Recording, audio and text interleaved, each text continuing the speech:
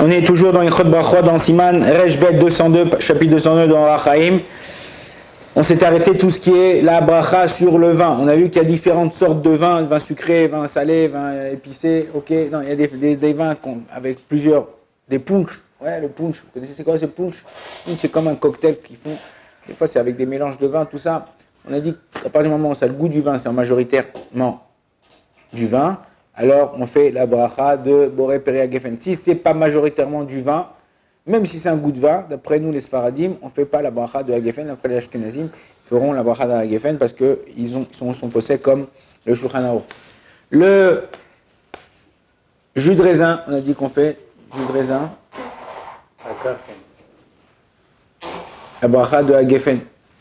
Maintenant, il y a ce qu'on appelle dans le marché du jus de raisin reconstitué. Ça vous dit quelque chose? C'est quoi le jus de raisin reconstitué? C'est un jus de raisin qu'on a pris, qu'on a cuit, jusqu'à, vous savez que quand on fait cuire quelque chose, ça s'évapore, c'est normal, mais il reste après l'essence de la chose, ça veut dire il reste le concentré de cette chose-là. Jusqu'à qu'on obtient, en faisant cuire ce jus de raisin comme une couche de sucre, comme une couche de, pas de sucre, mais de miel, du raisin, enfin de sucre raisin, du raisin. Ok. Et après, qu'est-ce qu'on fait? On rajoute de l'eau, on mélange, et ça permet de faire beaucoup plus de bouteilles. Ok. Ça va d'un litre de vin, tu fais bien cuire, enfin de jus de raisin, ça te fait comme un concentré, ok, comme du tesser à la menthe, ok. Et tu mets tac, hop, et t'as un petit goût de vin là, comme ça, tac. Du coup, c'est de l'eau en fait. Alors, du coup, Bémet, c'est de l'eau. Et Bémet, quand c'est comme ça, quand ça a perdu son essence, ok, alors dans ces cas-là, on fera la bracha de Shakol, Nia, Bitvaro. Même aujourd'hui, il faut savoir quelque chose. Je ne sais pas, j'ai vu ça une ou deux fois, j'étais un peu choqué, mais c'est important de le savoir. C'est important de le dire. Vous achetez des fois pour Shabbat, des boissons. Il y en a qui achètent du coca, il y en a qui achètent du Pepsi, il y en a qui achètent du jus d'orange, Minute Maid, ouais, ils achètent des nectars de mangue, de ça, machin. Mais des fois, ils achètent aussi du jus de raisin, enfin un jus à base de raisin. Alors, quand tu regardes les ingrédients derrière, ils sont obligés de te dire ce qu'il y a à l'intérieur. Premier ingrédient, en général, c'est ou le sucre ou l'eau. Ouais, sucre, eau. Deuxième ingrédient, 0,002% de raisin. C'est du jus de quoi ça?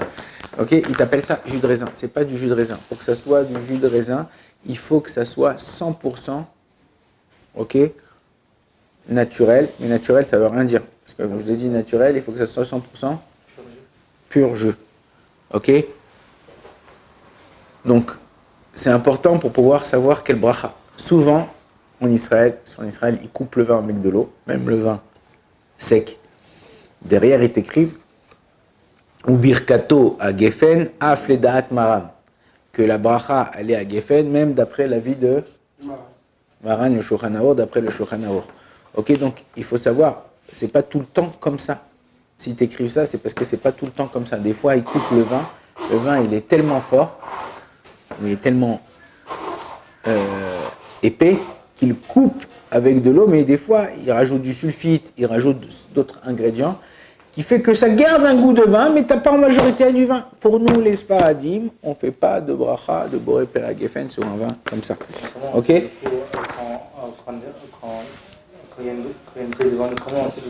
Il y a écrit dessus, tu regardes, tu connais, en général, il y a des marques aussi qui sont connues. En général, derrière, c'est marqué ce que je vous ai dit, que la bracha, elle est à Geffen, d'après Manan, tu regardes c'est quoi le Hercher, s'il y a un bon Hercher. En général, un Hercher, une cache-croûte Sfarad, en général, elle vient donner un vin qu'on puisse consommer pour le truc. Donc ça. Maintenant, quand on boit, peu importe, que ce soit du vin, que ce soit de l'eau au vin, okay, comme on va dire, du raisin reconstitué, si tu as bu la quantité, voilà, dans ce verre-là, écrit en haut ici, 0,18 litres. Ok, ça veut dire 180 centilitres. Ouais, c'est. Maintenant, ça veut dire que le verre entier, la moitié du verre, ok, c'est 90. 90, si je bois 90, c'est à peu près ça. À peu près ça, un peu. Si je bois 90, non, parce que le verre il est plus large en haut, donc c'est.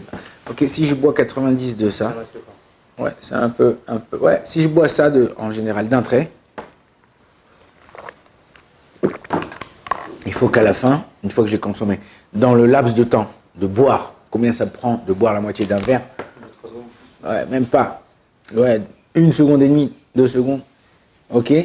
Je dois faire une bracha chona. Les gens se trompent aussi, j'ai vu ça plusieurs fois.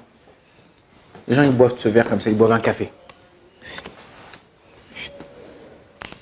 Tout doucement, ou un thé comme ça, tout doucement. Et enfin, il n'y a pas de bracha chona sur quelque chose que tu bois lentement. Si tu bois du coca frais très lentement, parce que quand tu bois, sinon ça te fait pétiller les yeux, le gaz il sort par les yeux. Ok, si tu bois lentement, tu fais pas de bracha chona. Quand tu as bu la quantité d'un demi-verre à peu près, même un peu moins, d'un trait comme je viens de le faire, alors là, dans du vin ou dans n'importe quelle autre boisson, il y a une bracha chona. Si c'est du vin, c'est à la geffen, vers le péri à geffen. Si c'est toute autre boisson, de la vodka, du coca, peu importe quelle boisson, ouais, ben tu fais bracha chona, baruch ata Hashem, Elokeinu melech haolam, boré nefashot rabot, vechesronan, al kol ma shebarata la chayot bahem, nefesh kol chay ou chay, ça dépend d'après qui, aolamim amen. Et c'est tout, t'as terminé ta bracha. Donc voilà. Il y en a qui prennent à la synagogue ou je sais pas où, des shots de vodka, des shots de tout petits verres comme ça là. T'attaques et ils te boivent d'un coup, de bourra, d'arabe, de ce que tu veux. Il n'y a pas de boré nefashot après. Ah mais j'ai bu d'un trait arabe. Oui mais d'un trait, c'est quoi la quantité? C'est quoi la quantité que tu as à l'intérieur? Il y a moins de révite, on ne fait pas de bracha chona. La même chose, on verra Bezrat Hashem dans la halachot, la même chose pour tout ce qui est solide. Je ne fais la bracha acharona lorsque j'ai mangé entre 4 et 7 minutes à peu près, c'est la moyenne, une date, enfin de la date, du raisin, des gâteaux, du chocolat, peu importe, mais il faut que j'ai mangé la quantité d'une boîte d'allumettes complètement compacte, c'est-à-dire une petite boîte d'allumettes. Si j'ai pu en mettre 2 dates, en général à peu près 2 dates, 1 date et demie, ça dépend de la grandeur des dates où vous les achetez, on a déjà bracha chona. Si vous prenez un rogolach, un petit gâteau, dedans, je pense que déjà 1,5, vadaï 2 t'en as, mais si tu le presses, ça dépend de la grandeur aussi, pas les tout petits, mais les qui sont assez grands, tu as la quantité de faire bracha chona. Il faut le manger, tu l'as mangé en 4-7 minutes, tu dois faire bracha chona. Donc il faut faire attention à ces choses-là. Ok, on continue dans Seif Bet du Shulchan Aruch. Je lis le Shulchan Aruch et je le traduis, je l'explique. Et après, on verra toutes les lois qui ressortent de ce Shulchan Aruch. À Bosser, Kozman Shelo Iga Lirful Alavan. Le Bosser, c'est quoi? C'est le raisin qui n'est pas encore mûr. Ok, il n'est pas encore arrivé à 100% de sa grosseur finale. Ok? Et qui n'est pas arrivé, le Shulchan Aruch, il compare ça à la fève blanche. Ils avaient une sorte de fève à l'époque blanche. Mais Varechala, Boré, Peri Adam, on fera la bracha sur ce raisin puisqu'il n'est pas mûr encore. Il est mangeable, mais il n'est pas mûr. Il y a 3 degrés. Il y a mûr, ok, que je puisse manger. Après, vous avez entre les deux qui est pas, il n'est pas super bon à manger, mais il est pas, c'est pas immangeable. Et après, tu as le plus bas degré, c'est où il est tellement amer, tellement âpre que tu peux pas l'avaler, tu peux pas le manger, tu le rejettes. Lorsque c'est qu'il est apte à être mangé le raisin, je fais boré péréaetz. Et à la fin, si j'ai mangé la quantité comme on a dit tout à l'heure, je fais à la etz val péréaetz. Ce qu'on appelle dans la halacha birkat me'ain shalosh. Ok, pourquoi me'ain shalosh? Parce que c'est pas parce qu'il y a 3 brachot. Me'ain, c'est comme les 3. C'est quoi les 3? On parle du Birkat Hamazon. À l'époque du Birkat Hamazon, il y avait 3 brachot. C'est important de savoir chaque chose, pourquoi on l'a fait, comment on l'a fait. Et étant donné que dans cette bracha, c'est rappelé 3 points précis du Birkat Hamazon, donc ça s'appelle Birkat Me'ain Shalosh. Comme si c'était le Birkat Hamazon. D'ailleurs, il y a une marloquette, une divergence d'esprit, d'après on la verra Bezrat Hashem dans les autres chapitres, des poskim. Si Bedi Avad, quelqu'un il a fait Me'ain Shalosh à la place du Birkat Hamazon, est-ce qu'il l'a acquitté ou pas? Ok, c'est très important. Deuxième possibilité, c'est amer, ou c'est âpre, ou c'est un peu acide. Acide, c'est le mot le plus médouillac, plus précis. Si c'est acide et que c'est mangeable, je ferai sur un raisin boré péri adama. Je ferai boré péri adama. Pourquoi? Parce que c'est pas encore arrivé, il a poussé de la terre, mais il n'est pas encore arrivé à être le fruit de l'arbre, comme il faut. Donc la bracha sera adama, comme ça il dit le Shulchan Aruch. Quand il a grandi d'une certaine grandeur, où il est bien mûr et il est arrivé à la grandeur d'une fève blanche, on fera boré pérez. Shulchan Aruch dit, puisque c'est la Gemara qui apporte la mesure de la fève blanche, étant donné que nous, aujourd'hui, dans une génération, à l'époque du Shulchan Aruch, à plus forte raison dans une génération, qu'on ne connaît pas la grandeur de la fève blanche, ok, Léola, mais varer boré peri adama achie gadol beter, on fera la bracha de boré peri adama jusqu'à qu'il soit à sa grandeur maximum. Ok, on parle d'un raisin qui est mangeable difficilement, mais qui est mangeable. Ça, c'est pour ce qui est le raisin. On va voir qu'il y a une différence entre le raisin et les autres fruits. Veshar kol ailan, mishotzio, peri, mevachim, ala boré. Tous les autres fruits, l'abricot, l'orange, la clémentine, à partir du moment où il a sorti son fruit, et qu'on peut le consommer, même s'il est un peu acide ou quoi, ok, alors on pourra faire la bracha de boré peri aetz.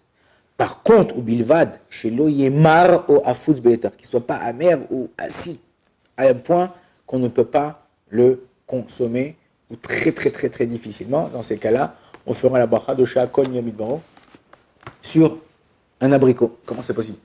Moi, j'ai mes enfants en bas de la maison, il y a un abricot. Et des fois, dans les écoles en Israël, nous on joue au billes, mais eux ils jouent à l'abricot. C'est quoi l'abricot? Ils prennent les noyaux et ça s'appelle en hébreu gogoïm. Okay, ils prennent les noyaux, ils jouent avec les noyaux. C'est les gens qui font de la tapette, je sais pas comment ça s'appelle le truc là, les gens à côté du mur qui arrivent plus loin. C'est un jeu des enfants en Israël. Mais qu'est-ce qu'ils font? Des fois, ces enfants-là, ils attendent pas qu'on achète des abricots et qu'on les amène à la maison et qu'ils mangent, ils gardent les noyaux, ils les font sécher. Qu'est-ce qu'ils font? Et en bas de là, ils ont des petits abricots, ils sont encore verts, ils commencent à devenir orange-vert comme ça. Ils sont pas encore trucs. Des fois même, eux, ils les mangent. Pour eux, c'est comme les bonbons. Aujourd'hui, vous savez, ils font des bonbons, des tubes comme ça ou des plaques comme ça, assez acides, sucrés comme ça. Ouais, eux, ils adorent ça et tout ça. Bon, faire attention qu'il n'y a pas de bête, tout ça, mais dans ces cas-là, la bracha, elle peut être shakol yabit voro si c'est pas cuit. Le Rama, on termine avec ça, il nous dit comme ça. Veyesh omrim, des al-charouvim. Il y en a qui disent que sur le karoub c'est un arbre, c'est un fruit qui met 70 ans à pousser. Ok, c'est sous forme de, on dirait, alors vous n'avez pas vu parce qu'on ne peut pas, vous avez tous mangé des haricots verts. Haricots verts, c'est un tube comme ça. Et ces haricots verts, ou les petits pois. Ok, les petits pois, ça arrive comme ça. Mais en vérité, c'est quoi? Les petits pois, ils sont comme dans une charvoule, comme dans une raille comme ça. C'est une forme de raille avec des traits. Ok, comme les rails. C'est un peu circulaire. Et c'est marron comme ça, ça arrive marron, tu le manges, c'est comme du miel. Aujourd'hui en Israël, ils font de la mimrar, ils font de la tarte à tartiner, pâte à tartiner de caroube, ils mélangent avec de la noisette, du caroube, tout ça, c'est très très bon pour la santé, très bon pour les os. D'ailleurs, Rabbi Shimon Bar Yochai, quand il a été pendant 13 ans dans la grotte, il y a 2 miracles qui sont passés. Il y a eu un fleuve, enfin un ruisseau qui a commencé à couler. Et deuxième chose, il y a eu un arbre de caroubier, et de là, il se nourrissait, il mangeait du caroube. Le caroube, c'est un peu comme la date.